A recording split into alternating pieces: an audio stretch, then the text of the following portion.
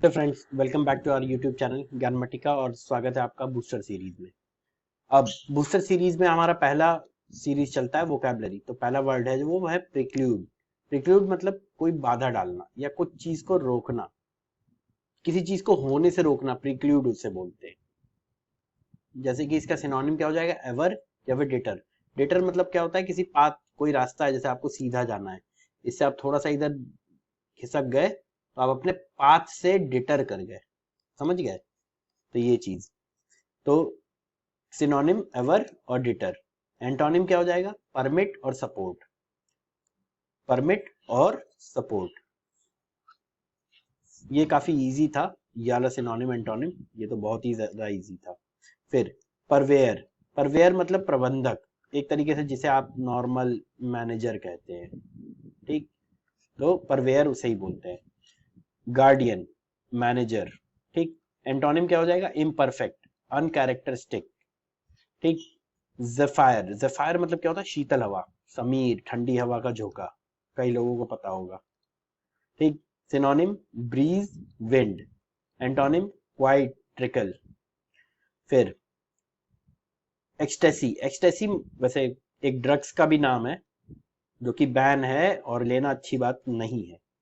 तो उत्साह, प्रसन्नता, बहुत ज्यादा जब आप खुश होते हैं, क्योंकि देखिए ड्रग्स लेने के बाद क्या होता है, या तो आप खुश हो जाते हैं बहुत, ठीक। खुश कैसे लिखेंगे यार, खुश शायद ऐसे लिखेंगे ना, खुश, ठीक, ऐसा कुछ होगा।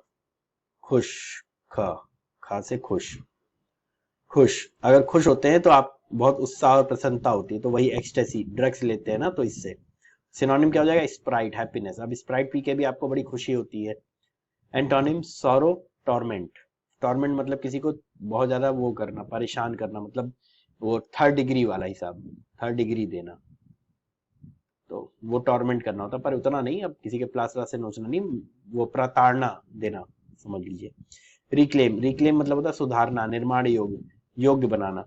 अब देखिए रिक्लेम मतलब कई बार होता है किसी चीज को पुनः प्राप्त करना, ये भी हो सकता है कि रिक्लेम योर थ्रोन, स्टेटमेंट होता है। थ्रोन मतलब होता है राजपाट, थ्रोन।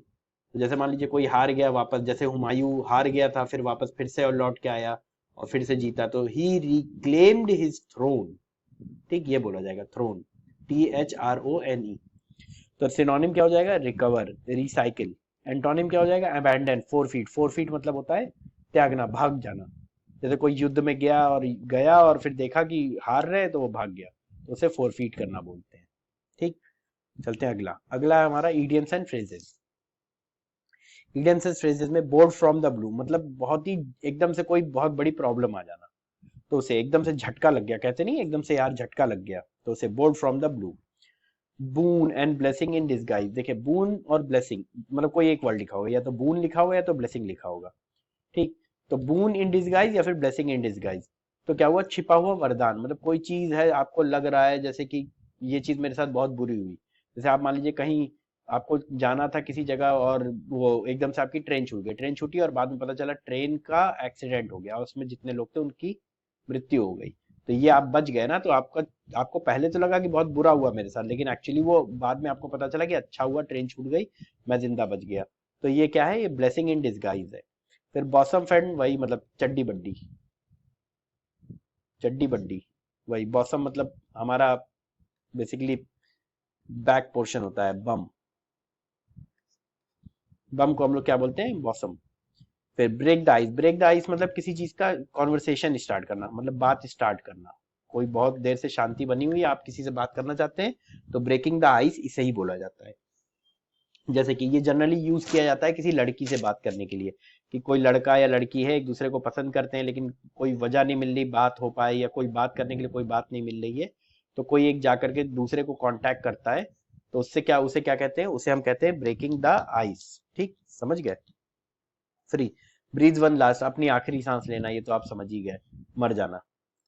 चलते हैं अगले पे, वन वर्ड सब्सटीट्यूशन। पहला वर्ड तो सबको ही पता होगा, ऑडियंस। ऑडियंस मतलब क्या हुआ, एन असेंबली ऑफ लिसनर्स। कई लोग जब इकट्ठा होकर के एक जगह पे कुछ सुनते हैं, तो उसे वो ऑडियंस कहते हैं। ऑटोबायोग्राफी मतलब स्वयं की कहानी खुद ही लिखना, याद रखिएगा ऑटो लगा है तो यानी कि आप खुद कहानी लिख रहे हैं, खुद खुद कहानी लिख रहे हैं, याद रखिएगा स्वयं से लिखना। इसको हिंदी में तो मुझे नहीं पता क्या कहते हैं, जीवनी, आत्मजीवनी, ठीक, आत्मजीवनी शायद बोलते हैं, जीवनी। और जीवनी होती है जब कोई दूसरा लिखे, तो उसमें क्या होगा, ऑटो नहीं लगा, ऑटो हट जाएगा, तो सिर्फ बायोग्राफी होगा। बायोग्राफी मतलब जीवनी, और जब ऑटोबायोग्राफी होगा तो आत्मकथा, आत्मकथा, ठीक, कथा कर लीजिएगा इसे, आत्मकथा, कथा, ठीक। फिर ऑटोक्रेसी, ऑटोक्रेसी दूसरा वर्ड है डिक्टेटरशिप, डिक्टेटरशिप, डिक्टेटरशिप मतलब क्या हुआ कि कोई एक आदमी होगा वही राज कर रहा है सबके ऊपर, और जब भी आप एक आदमी को बहुत ज्यादा पावर दे देंगे तो वो पागल हो जाता है। वो एक कहावत है इंग्लिश में, power corrupts but absolute power corrupts even more.